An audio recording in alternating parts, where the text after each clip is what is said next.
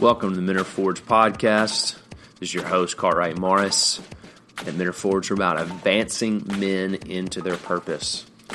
So if you're feeling aimless in your life, you're feeling stuck, trying to figure out what's the next step into your career, into your life, then come join me for a 2-hour coaching session called The Purpose Journey. If you want more information about that, go to mentorforge.com, click services, and you'll see The Purpose Journey. You click on there, you find out all the information, and even set up a time to have that 2-hour coaching session with me. And you'll leave with more clarity, more excitement into why you are here on this earth. So do that today at mentorforge.com.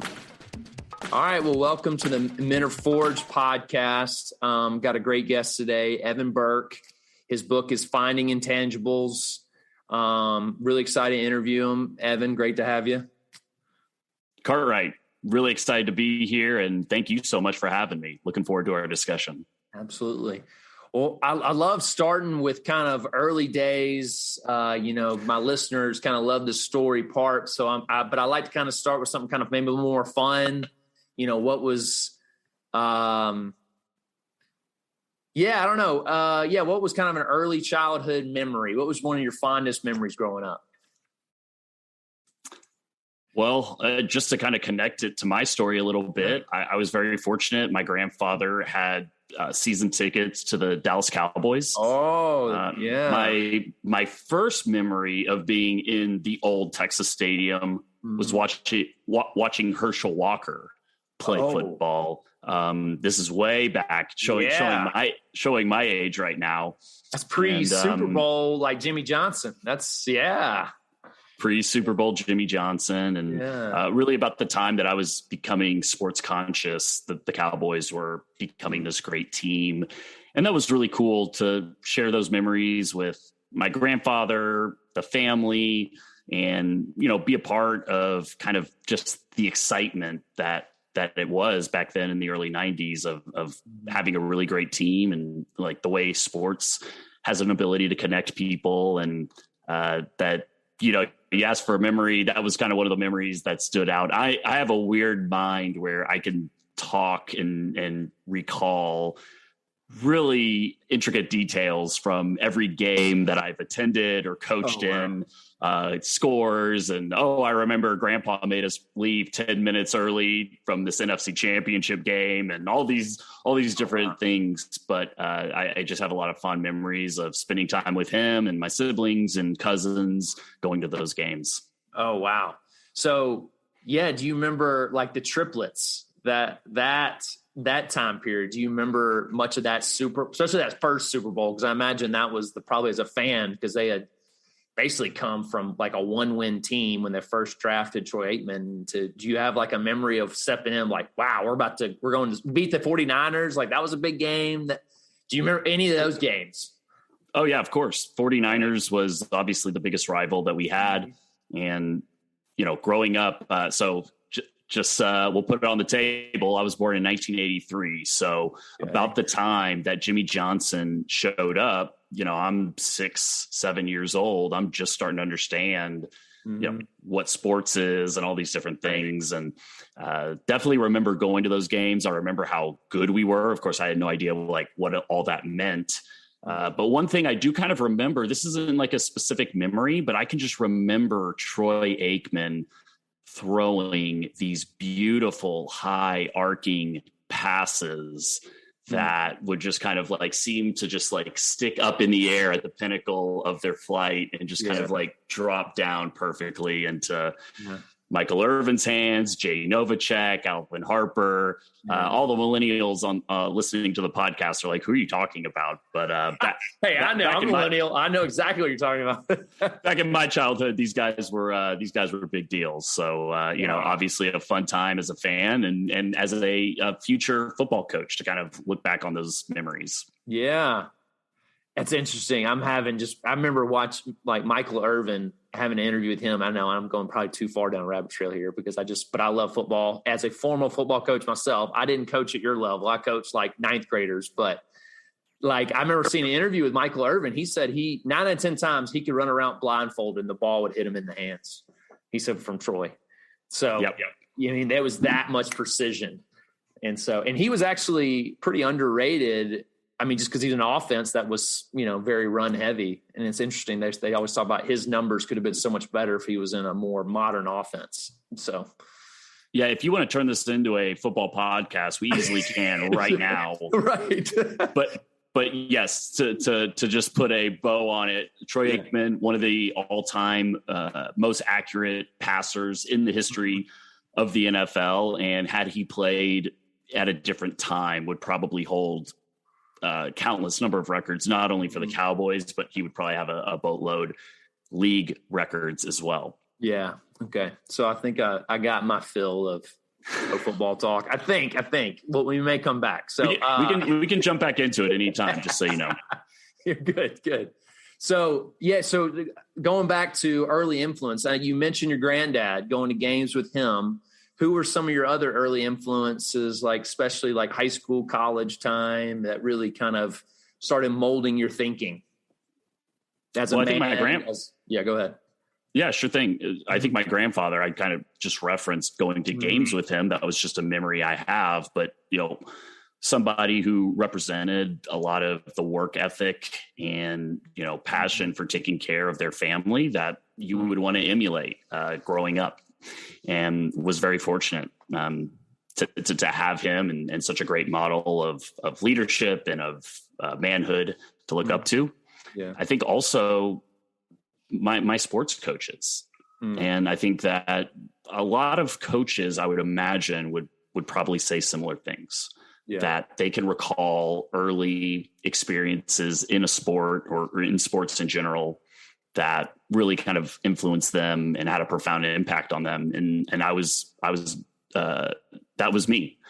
I can remember distinctly being, I wrestled in high school. I was on the football team, not necessarily like the greatest athlete, but in wrestling in particular, I started my freshman year, which for a lot of wrestlers, especially good wrestlers, that's pretty late to start. Yeah. And that coach in particular that was at the high school, legendary coach in the state of Texas where I grew up, and really had a profound impact on me just in terms of what it took to be successful and understanding the discipline and the consistency and the work ethic that it takes to experience success in any walk of life.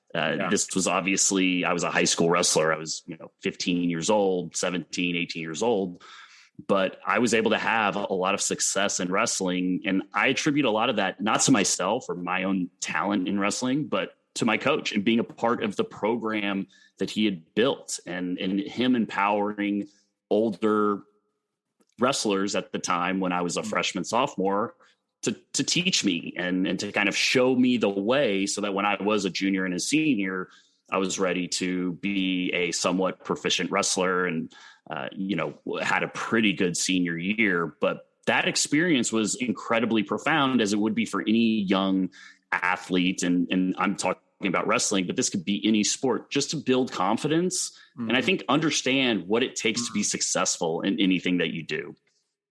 Yeah, man, like that word confidence, being successful. I think as men, we especially in our early 20s, we just kind of go into it and we kind of really just take what's modeled to us, and we don't actually hear the words that are spoken. So, I mean, that coach, do you remember some of the things, like what specifically gave you confidence to think, man, I could go and be a coach or be successful or do these things? Do you remember anything specific that he said?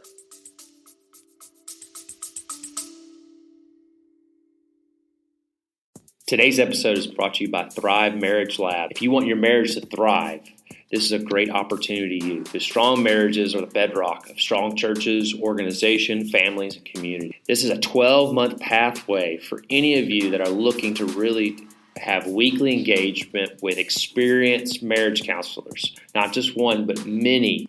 So go to restory.life/thrive to get on the waiting list for this great program that starts in April. That's restory.life/thrive. And make sure you put the word Forge in the promo code to receive a discount on your monthly fee. Now, back to the episode.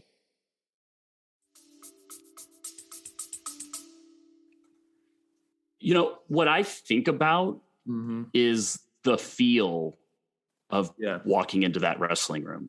I remember the feel of him acknowledging a job well done or a good practice or winning a tough match.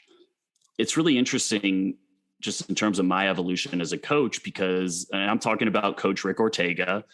A lot of people, nobody's going to know in the audience who that is, but to me had a profound impact on who I became. And it's interesting because he led very differently than I lead and that I led in my coaching. And I think early on, you were talking about, being in your early 20s. And I think like as a young coach, I started coaching when I was 19. I tried very hard to emulate Rick Ortega. Yeah. And Rick Ortega's style was his own. He was a former college wrestler, had a ton of success as a coach. He's a physically intimidating person. I don't know how old he was when he was coaching me, but let's just say he's in his early to mid 50s. He could still wipe the floor with anybody on the team. Yeah. And he did not have this style where he was just kind of like, hey, Cartwright, come on, you can do it. Yeah. There were very high standards that were set for everybody in that program. And there were no exceptions made. Just because I started as a freshman and other people had been wrestling for 6 years. Wow. The standards for me were exactly the same. And I think that, he had a leadership style where he wasn't rah-rah. He wasn't kind of this ultra positive person in terms of just being positive for the sake of being positive. He set high standards. And if you didn't meet those high standards, like he let you know, and it wasn't that he yelled at you. It was almost like he ignored you. And as a way, like his disappointment in you, he didn't even have to yell. Yeah. Like the standards were so high and you wanted to please him so much that like, if he didn't talk to you after a match, and I can remember one match in particular that I lost, and like I walked over to get my post-match debriefing and he didn't acknowledge me, and that crushed me. Yeah. Dang. And I'm not saying that, like, look, there's different facets of leadership. And I'm not saying that to like, that was a profound moment for me. It was like in that moment, I was like, I'm never going to let this happen again. And I think that's also something that's like misconstrued, especially like at the higher levels of coaching. We view coaching as like what we see in the movies or these clips we see on the sideline of like me dressing you down or like yelling at you. And it's like, we want to see that as fans. That's coaching. And that's not coaching. Yeah. And coaching, I think a lot of times is about influence and taking somebody to push beyond what they're capable of achieving on their own. And I think that was his way, and he had a very unique style and had a ton of success. And like I said, I'm not telling the story to highlight it in a negative way. I'm highlighting it in a positive way, that like that was his unique style, and it drove me to heights in wrestling that I could not have done on my own. And it did not have to be done by embarrassing me. It did not have to be done by yelling at me. And it didn't have to be done by building me up. It was simply done by setting very high standards and holding everybody to those high standards and letting you know when they weren't met, even if that meant not acknowledging your effort or you walking off the match as a loser. So I'm starting to go down a rabbit hole here, but that was extremely powerful for me. And I think going to college, and I wasn't recruited to compete in college. I wasn't that type of an athlete, but I think as I went through college, I was kind of you're involved in sports your whole life. There's a piece of not only the exercise piece, but as I mentioned, the building confidence piece, the camaraderie of the team, the competition, and you lose that once you leave sports. And I think I was missing that as a 19-year-old in college and wanted to reclaim some of that. And that's what led me down my coaching path. Oh, wow. Yeah. So, That's interesting. So what made you choose football coaching? You had such this impactful experience as on a wrestling team. What made you choose football and get into football coaching? So to start with, I started coaching at 19, and this was just youth sports, right? This is 4th, 5th grade basketball, soccer, baseball, obviously, eventually football. And this is while you're in school at college. Yeah, excuse me. So I was 19, 20 years old, coaching all these teams at the local YMCA. This 4th grade football team was through the Boulder Rec Center, but it was just youth coaching while I was in college. And I just had this feeling that like I wanted something more. But as I started to have these coaching experiences, and I was going through business school and kind of questioning, am I really going to go do business, whatever that meant? And I was really feeling a pull towards being involved in sports. And that could have been marketing, that could have been sports management, or a host of different things. But I think I started to have these coaching experiences, and it was very true to who I was in terms of what I wanted to do, having impactful work that I was doing, and teaching leadership through sports because it taught me so much. And I think that was kind of the start of my coaching journey. And yes, I was in college while I was having all of these experiences, and specific to football has a bigger staff than basketball. Yeah. I also kind of viewed basketball, even though I love the sport of basketball, basketball is, and look, all of coaching at the highest level specific to basketball and football is like, there's a lot of shadiness involved. We don't have to get into that. But like at the time, early 2000s, there were a lot of scandals. There was a lot of stuff coming out about cheating and junior colleges and all sorts of stuff. And I just like, basketball staffs have 3 coaches, football staffs have 15 coaches. Yeah. And it was just kind of like, I was 20 years old. I had no idea what I was doing, but I was like, football might be an easier path. It seems like there's more slots available to find. But I loved basketball. I loved football. And even though I have wrestling holds a special place in my heart, but I didn't love wrestling and have a passion for it the way I did those other sports. Yeah. Gotcha. Okay. So you're 19, 20, and you're getting into coaching. So what led you down the path to actually make it your career? It went from, coaching at the local youth team to then like, all right, this is a career. Yeah. So I think that started because I was having those experiences, and I had an idea when I had started all of this, when I made the transition to like start coaching football, I had a vision in my mind that like, I want to be the head coach for the Dallas Cowboys or the University of Texas or the University of Colorado. Like that was my North Star. Yeah. Specifically Colorado, because that's where I went to college, University of Colorado, and Boulder. And I was in Boulder. Yes. Yeah, and it's an amazing place. Absolutely loved it there. And my dream was to come back there as the head coach. And that was kind of what started to fuel me as I got started in my coaching career. And I wanted to be the head coach at the University of Colorado. By the way, not a former player outside of high school. Don't know anybody that's a coach. Don't have a dad that's an NFL executive.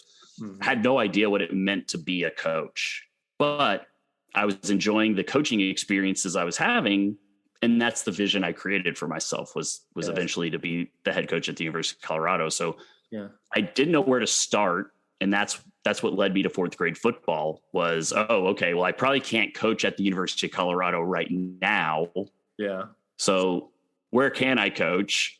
Fourth grade rec football. Yeah. And so that was where the journey started. But like, I was very intentional about, I'm going to be the head coach for the Dallas Cowboys, and I don't know where to start. So I'm going to start at the bottom, and I'm just going to start coaching and go from there. And life is like this. Any success in business or in sports is like this. You build upon your experiences. And I don't know if I was fully conscious of what I was doing, but that was definitely kind of part of my plan was I can't be a college coach right now. So let me be a fourth grade coach. And after I finish being a fourth grade coach, I'll worry about like what the next step is after that. But right now I'm just going to like be in this moment of like coaching fourth grade. And that ended up being very symbolic of the way I treated every year of my coaching journey. And I think part of the reason I was able to progress and be promoted every year of my coaching career was because I treated each year as that was the only year that I was thinking about, because truly it was. My mentality was always like, okay, the next 10 months is going to focus on this role, this job. And then after this 10 months, all my focus is going to go to whatever's next, even if I didn't know what that next thing was going to be. Gotcha. So now looking back on it, I mean, you kind of said this is what your vision was at 20 and this is what made sense to you. What advice would you give that guy? And what did you feel like now you learned about, like, oh, maybe it wasn't football specifically, but it was actually being a mentor or something. Yeah. So yeah, just give me a little bit of just like retrospect now. How would you view that? I love giving this question. Yeah. Just what would you give the advice to your 25-year-old self now, what you know, right? So a couple things come to mind. Mm-hmm. Number one, if I could only pick one thing, it would be to give myself books. Specifically, I would give myself How to Win Friends and Influence People by Dale Carnegie. Mm-hmm. That is the number one thing. If I could only pick one thing to give myself as a 20-year-old or 25-year-old, that would be the book I would give myself. Mm-hmm. The other book is called Mindset by Carol Dweck.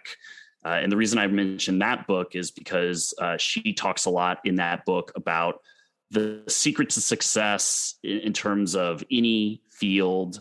And there's a lot in there about teaching and about coaching and about high performers in sport that is about growth mindset, and how that growth mindset, that ability to overcome failures, that ability to learn from your failures and your success, really leads to success in a lot of fields. And I felt when I read that book towards the end of my coaching career that was a book I should have read my first year in coaching. Mm-hmm. So I'd give myself those two books. The second thing I would do is I would, you mentioned mentors. I would definitely encourage myself to find mentors that understood me.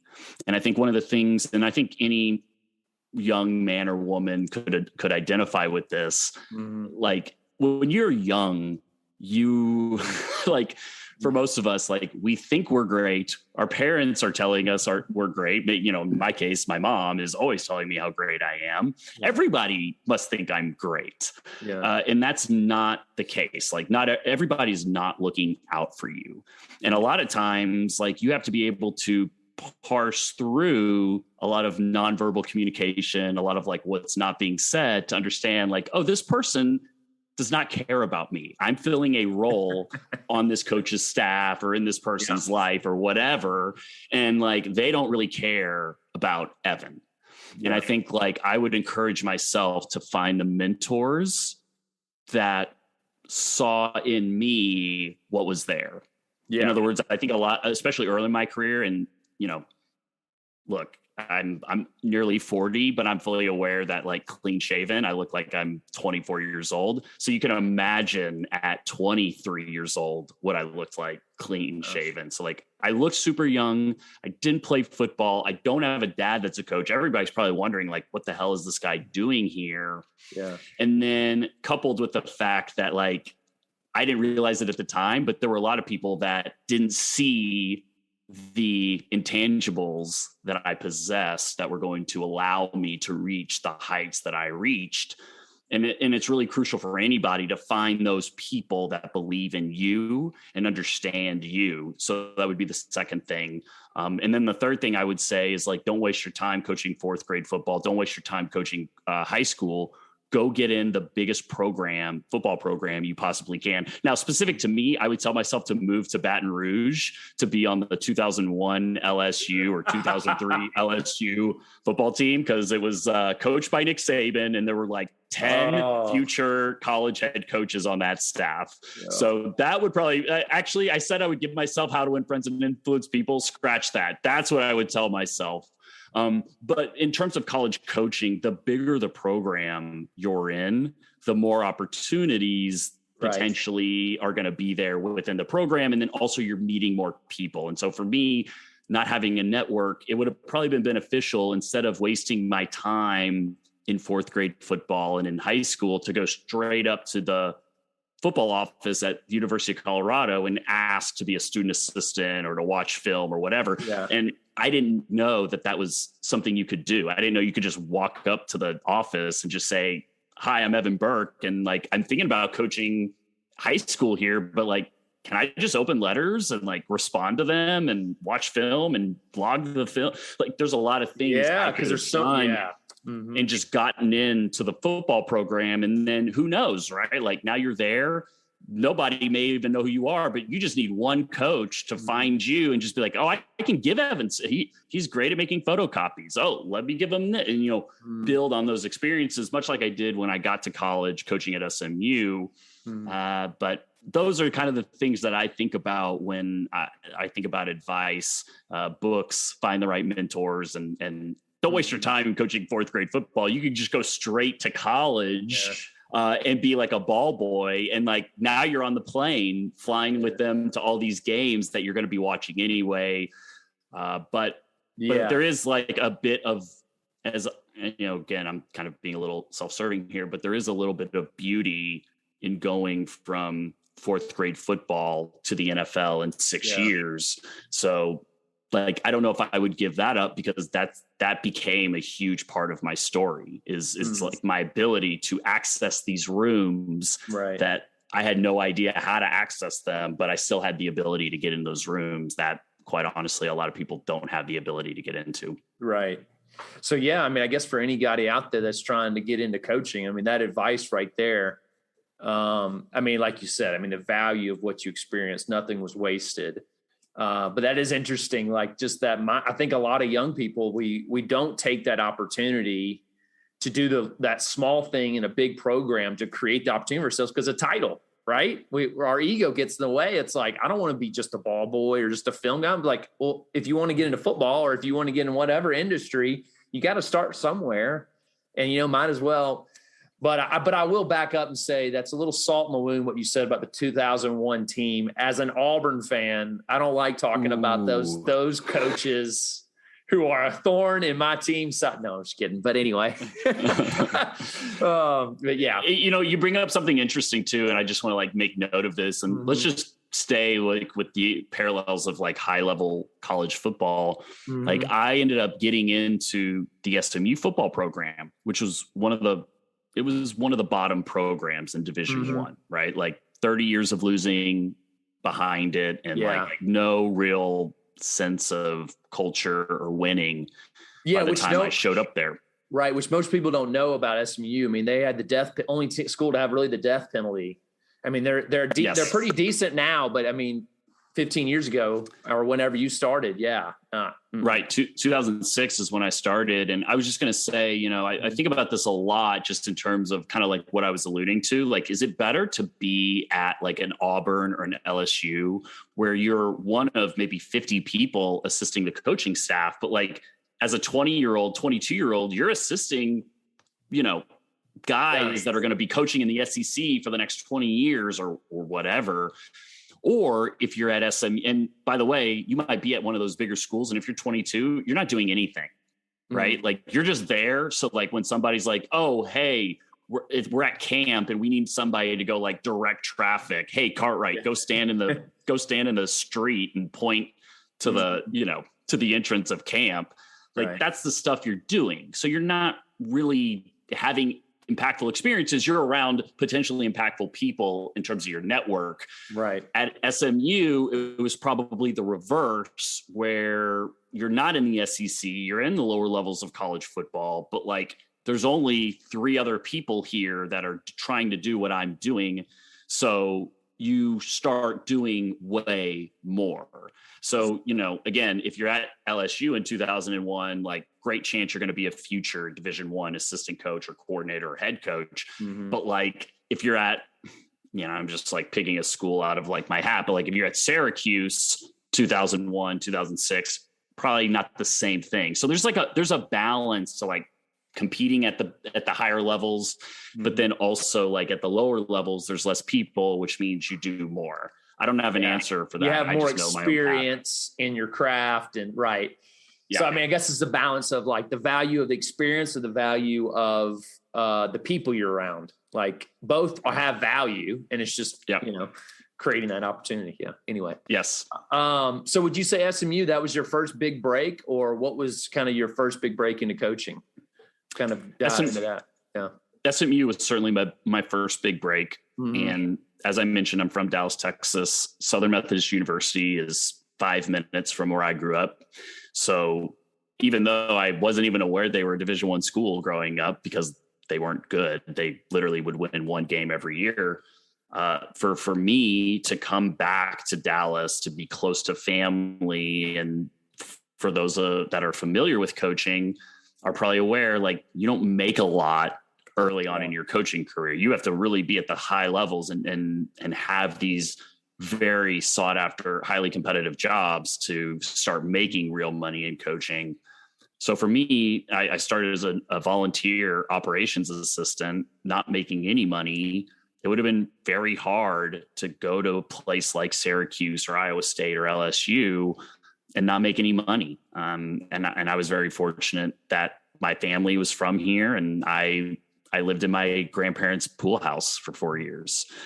So even though I wasn't making money, I was very fortunate to like not only have the support system of my family like here to like lean on emotionally and like have people to hang out with outside of football, but also like the reality is I wasn't making any money, and that really helped to not have to worry about that, to just hang out in grandma and grandpa's pool house. Yeah. So what was your biggest lesson in that season of life? I mean, how many years were you there at SMU? And so what was the biggest lesson you learned from that experience? So many lessons that we could honestly do an entire podcast on it. I was there for 4 seasons. Mm-hmm. I survived a coaching change. So I was there for 2 years I was there for 2 years with Phil Bennett, who was the head coach in 2006. And then in 2008, June Jones was hired to be the head coach. And I was fortunate to not only stay on, which is very rare, but I was also able to put myself in a position where at the time I was a video grad assistant, and they had promoted me to an on the field grad assistant working with the offense. Yes. So, I mean, it's like so many things are coming to mind when I think about the lessons. And let me just like pick one, because I think like the consistency of work and the prioritization of getting good at your craft is vitally important for success in any field. Mm-hmm. And again, I didn't know anything. I don't have parents or family in coaching. I'm not a player, so I've never experienced those competitive environments. I don't know anything. Yeah. And so I was learning a tremendous amount, not only because every year I was at SMU, I was in a different facet of the organization. One year I'm in ops, the next year I'm in video, then I'm doing recruiting, then I'm on offense, then I'm on defense. Yeah. So I'm working with everybody literally within the program. I'm touching every part of the program. And, it was from when I first walked in the door, and I didn't, honestly, let's just say like, I didn't know anything about football, to like the moment I walked out. And I definitely wasn't an expert, but I definitely had taken advantage of the 4 years that I was there. You can only do that through the consistent work ethic and showing up every day. And like, those hours can get pretty crazy. Like the last 2 years I was at SMU, we had 7 a.m. practices, and I had a lot of responsibility to prep for every practice. So I was in the office at 5 o'clock every day. And so I was mentioning my grandfather before, and I lived in the pool house, and that's when grandpa goes to work, is 5 o'clock in the morning. So I'd walk out in the driveway and there'd be grandpa, and he's getting in the car to go to work. Oh, what do you got today? Oh, I'm going to go practice and whatever. He's like, okay, cool. See ya. And it's like, that was consistent throughout my whole life. And that's like, kind of like an untold story, or it's like a subconscious story where it's like, you're seeing this, you're not really computing like, dang, grandpa works a ton. You're just like, that's just part of who grandpa is. Like every time you walk over there on the weekends, he's sitting at the breakfast table working. So I think like having that instilled in me at a young age and understanding and not complain. I never complained. I had like an extreme passion for like what I was doing and what I was building. I'm going to be the head coach at the University of Colorado one day. Like every day is a crucial element to me building that foundation for the greatness that lays before me. And I guess now looking back, that was a very unique mentality. And I didn't even realize it. Like that was, and this is kind of what I was alluding to earlier. As I started to progress through my career, some people would meet me and whatever, like it's just in life. Not everybody's going to be your best friend, but especially like when you're on a coaching staff, you know, it's really interesting because like I talk to a lot of young coaches and a lot of young athletes who are drawn to me because of my story or reach out to me because of my story. And I'm like immediately drawn to them, right? Yeah. Oh, Coach Burk, I heard this and this. Could you have 10 minutes? Dude, 10 minutes. I have an hour. Yeah. How much time do you want to come to Dallas? I'll have coffee with you. Like, that's how I feel. And so like, but not everybody feels like that. And like a lot of times you have to find the people that understand you. And I don't think a lot of people understood me, especially early on in my career. But as I progressed, I started to realize that the people I looked up to in coaching also understood me. So it kind of started to subconsciously tell me something else, that like the best coaches I was around understood that like, I may not look like a football coach. I may not have played. I may not have a dad that's a coach, but gosh dang it, this guy shows up here every blanking day. He is sprinting down the hallway to get things done.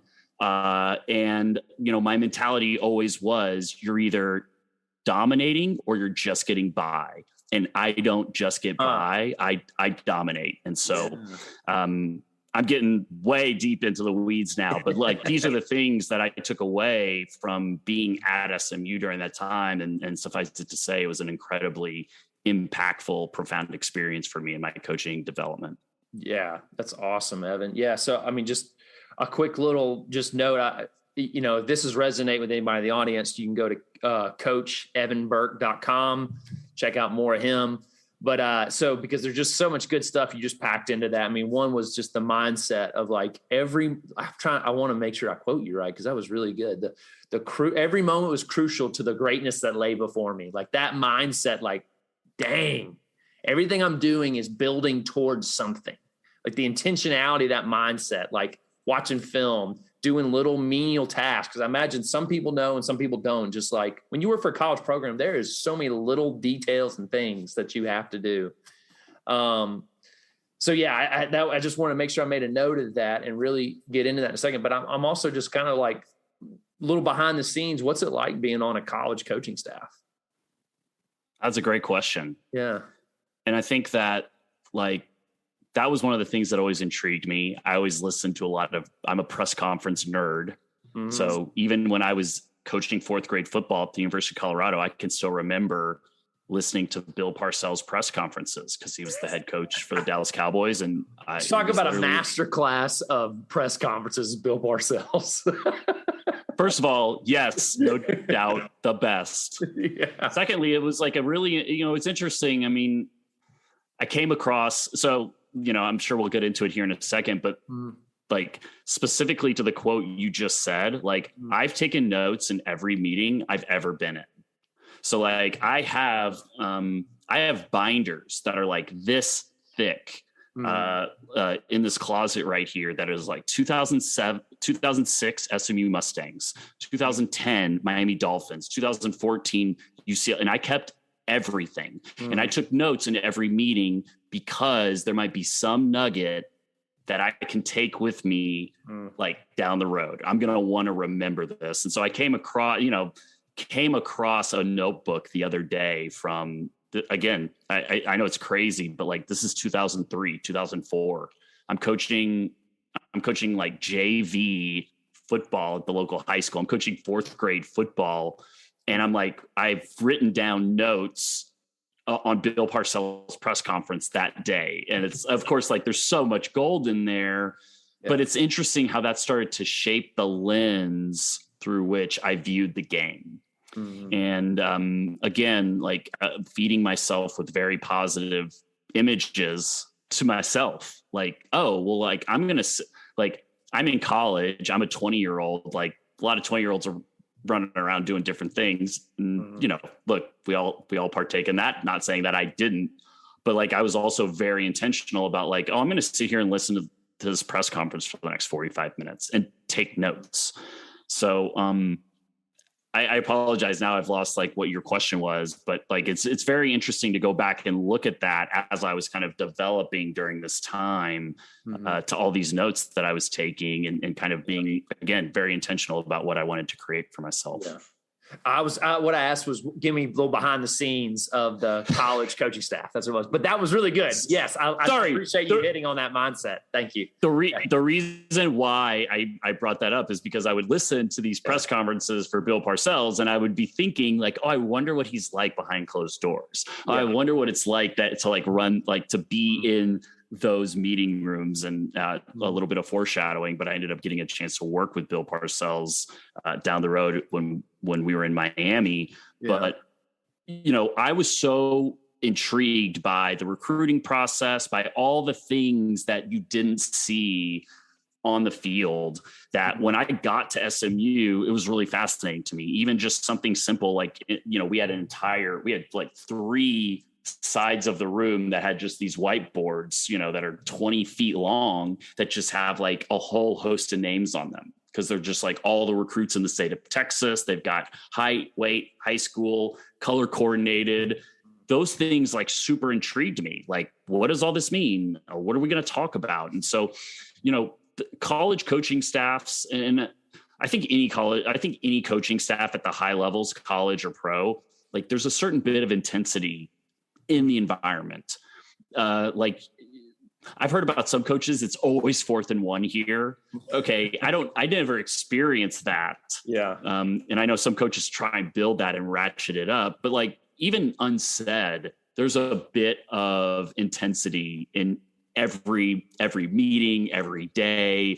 Very rarely are you sitting around just cutting up, and you're there to get work done. And like something else to just remind the audiences is like, you're there for 360 days a year. You maybe staffs will pretty much get like 4 weeks off in the summer, but like after that, you're pretty much there every day of the year. Maybe you might get a couple of weekends off like in the off season, but like starting mid-June, maybe like mid-July for some staffs, like you're there every single day. Thanksgiving, Christmas, New Year, like you're there every day. And so like you spend all this time with these people and you're judged on 12 days in the fall. And so there's it's a really weird dynamic where, and we understand that's the nature of sports, but you don't get that in a lot of other places, right? Like you're part of a sales team, and you're graded every month. And I guess in that way you're graded 12 times a year. Right. But like, you have like, if you don't have a great March, like starting April 1st, now is a time to get after it and have a great April.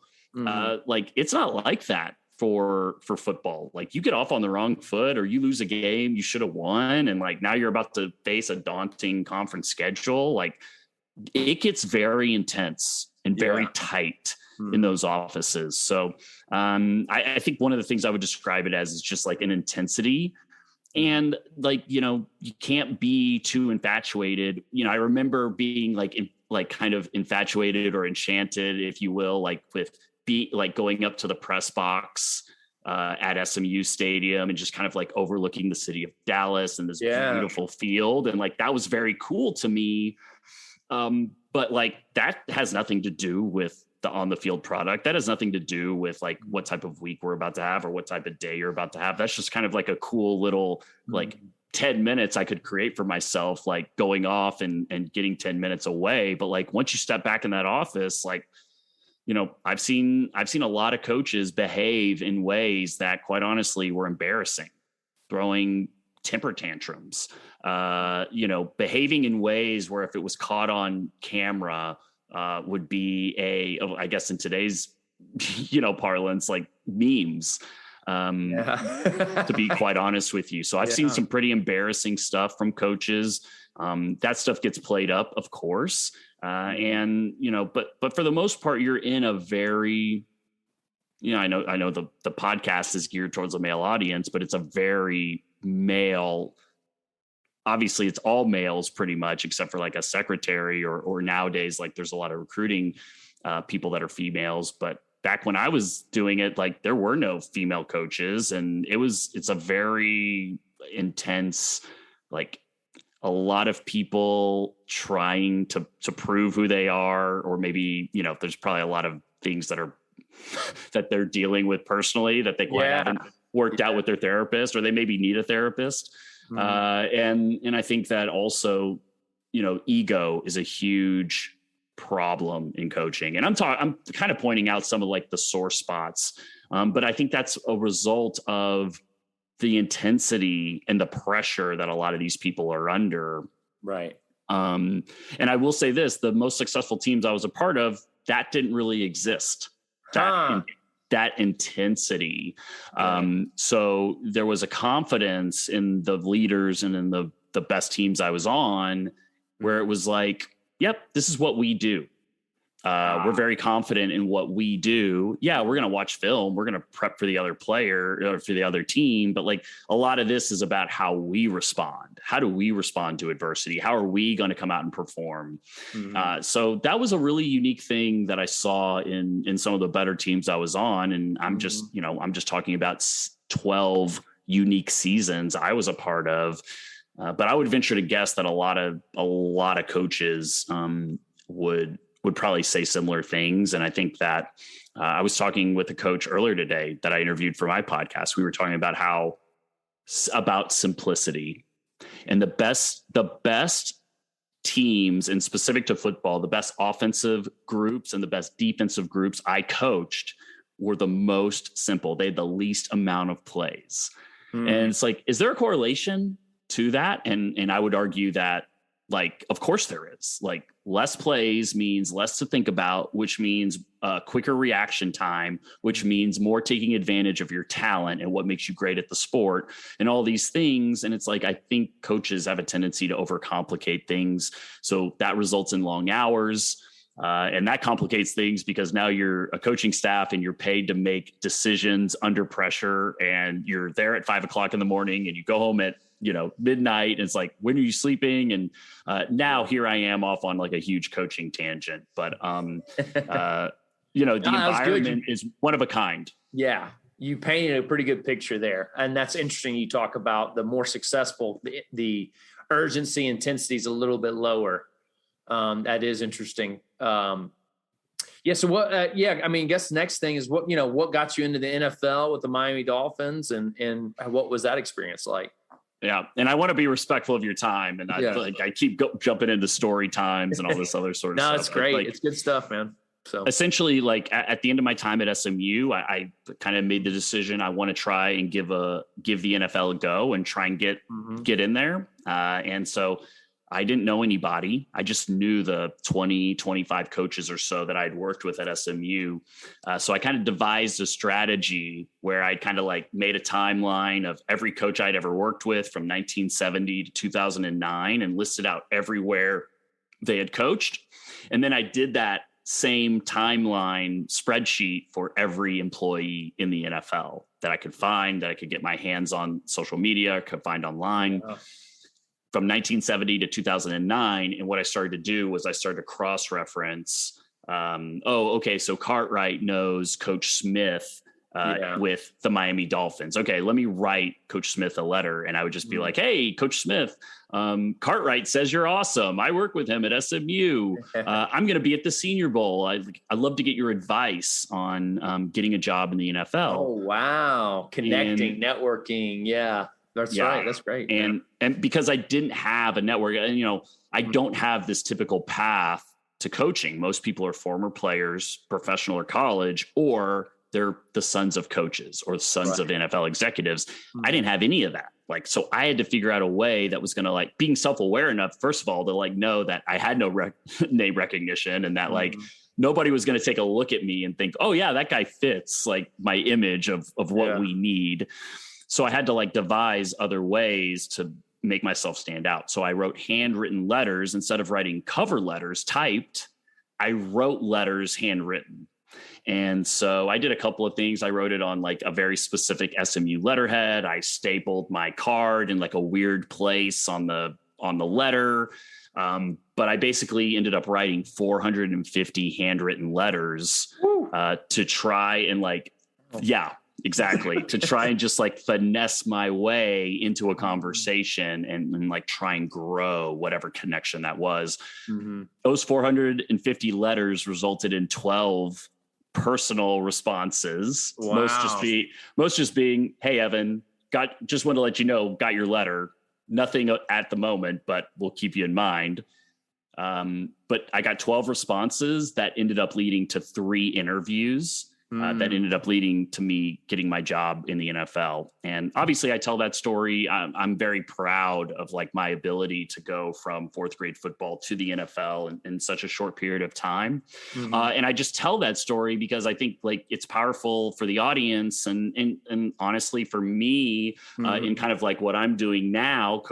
I'm in the midst of like a second career that I'm building to kind of remind myself too, like I've done this before, or for anybody listening, like this is doable. Like, and it's, I've mentioned this a couple of times and I didn't do this on purpose, but I'm mentioning like the people that see it in you or the people that can notice it in you. And like, I didn't need for 450 people to respond to my letters. Yep. I'm looking for the one that's looking.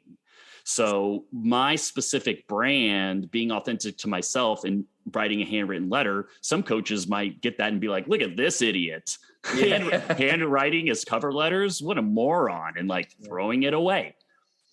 But there were 12 people that received that letter and either called me on the phone or sent me a response. And I did all of this so that I could approach them at the Senior Bowl, a very intense environment where I didn't know anybody. And like, what am I going to do? Just walk up to Ozzie Newsome, general manager of the Baltimore Ravens, and just say, hey, Mr. Newsome, I'm Evan Burk, and I'm at SMU. I'm doing great things there. Have you heard about, he's not heard about me. He doesn't care. Yeah. But by writing a handwritten letter and referencing whoever that was, it allowed me to go to that Senior Bowl. And when I found the people that I'd written letters to, I walked right up to them. And I said, oh, hey, coach, I don't know if you got my letter. I wrote it to you like 3 weeks ago, but I work with Cartwright at SMU, and he says awesome things about you. And I just want to come introduce myself. And actually, I'm going to be in Houston next week. Can I come meet you in Houston? And I was doing these type of things where I was just like trying to find any way to get in front of people, let them know who I was, and kind of just try and find anything I could to like start the conversation. And so that is kind of how I got in the NFL. And again, you're looking for the one that's looking. So I guess similar to dating, it only takes one. And so that's kind of what I was looking for. And that was my attitude through that whole process. Man, that's really good, Evan. Like I'm sitting here thinking just for my audience, like you're right. That's a good point to make because there's something always like even like a sales technique. It's like usually only a certain amount respond and then a certain amount actually go through and make an action. So it's like you have to expose yourself out here. And sometimes we think, oh, this is my one opportunity. This is it. If this doesn't work, it's not going to work out at all. And it's like, that's not the mindset you need to take. You need to be like, this is what I want to do. And here are all the opportunities I need to pursue. And how can I make that happen and not wait around for it? And that's what I take from what you said. Like, man, I'm going to go make this happen. And so that's really good. We're kind of coming up on time, but there was a note I made that I really want to kind of circle back to, especially with what you're doing now, is you said that wrestling coach growing up, you had to find out quickly that his leadership style, his coaching style would not work for you. And so what was that transition like? And when did you have that revelation of like, man, I have to be my own unique leader and coach for me to be effective as a leader? So kind of break that down for me if you would. So I'm really glad you asked that and brought that back into our conversation. Yeah.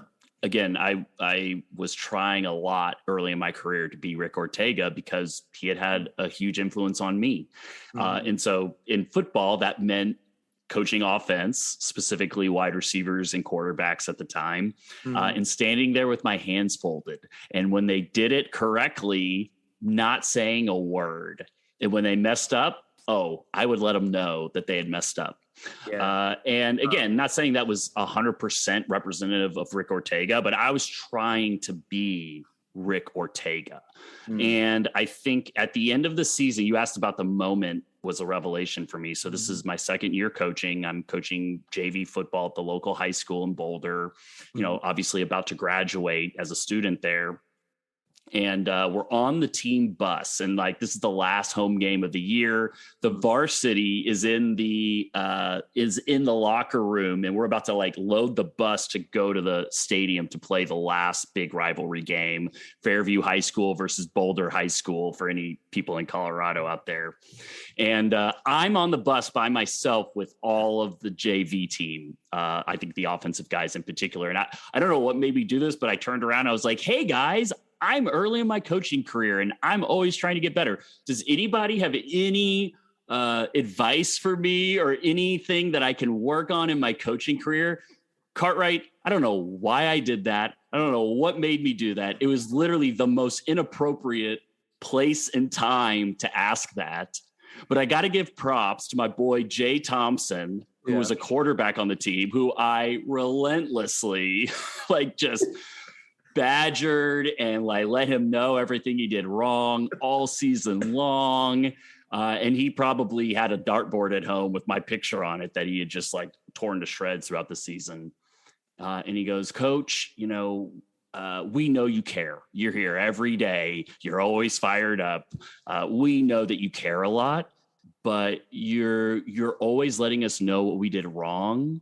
And you're never really positive when we do things right. So, I would just say, if we could, a little more positivity in your coaching would go a long way. And that's kind of a paraphrase of what he said, but that's essentially what he told me.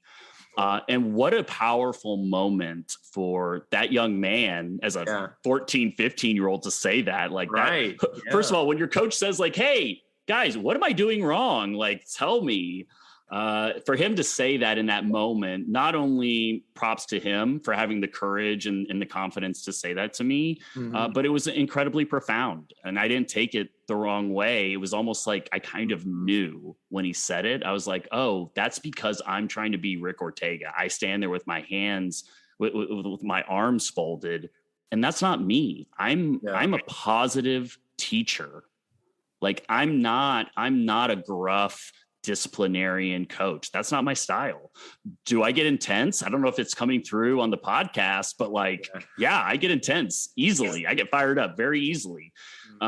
But like I wasn't being true to myself as a coach. And so even though there's a ton of things I take from Coach Ortega, and I think I aspire to have the same impact as he did on me as a coach, but I can't coach like him because I'm not him. And so from that moment on, I had to define what I was about. And as I just mentioned, I defined actually for myself what my teaching and coaching philosophy was going to be. And I made the decision that I was going to be a positive teacher and a positive difference maker as a coach. Man, that's awesome. So that leads into what you're doing now and the transition from coaching to now having a podcast, writing a book, being a coach and a leader and a speaker. And so, just from my audience, just kind of, just give a plug for what you're doing and how my audience can find you.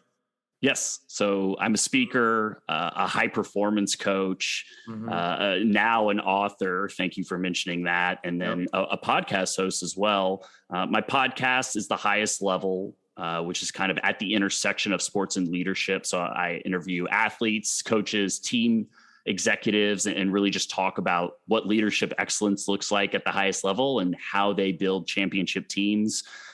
My speaking and my performance coaching is very similar. It's a lot of what we talked about today on the podcast. And obviously around leadership and high performance and motivating teams. And then also the book that I just recently wrote is called Finding Intangibles.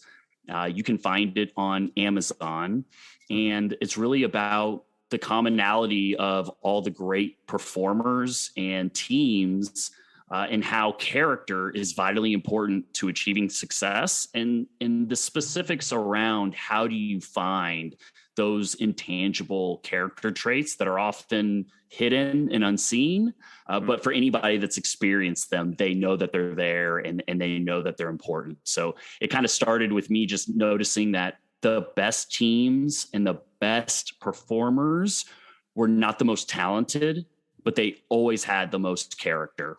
Yeah. So if that sounds like something that interests you, there's a lot of, I know today was a lot of story time from me, but the book is more story time. So if you did happen to enjoy it, you can definitely check that out. And like I said, it's Finding Intangibles on Amazon. Awesome. Well, Evan, I appreciate you coming on, man. This was great stuff. And I'm sure my audience will receive it really well. So thank you. Cartwright, thank you so much. And I apologize for getting fired up, but my excitement was indicative of how much I enjoyed our conversation. So thank you so much for having me, man. Man, absolutely. I enjoyed it, and I appreciated all that excitement level. So thanks, man. Yep. Take care. Thank you for listening to today's episode of Men Are Forged. If you're wanting to find out more information, go to menareforged.com. If you enjoyed that episode today, please go to Apple Podcasts, rate and review the podcast, as well as go to Spotify and click rate and follow.